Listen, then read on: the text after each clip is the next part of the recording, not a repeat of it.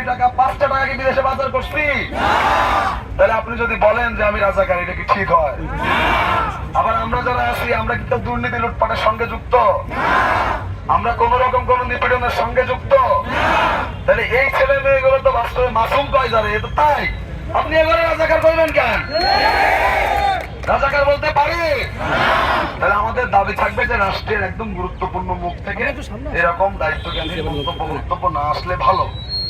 আর যদি আসে, শিক্ষার্থীরা খুব সুনির্দিষ্ট করে বলতে চায় যে আমরা একটা সমৃদ্ধ বাংলাদেশ গড়ে তুলতে চাই। এই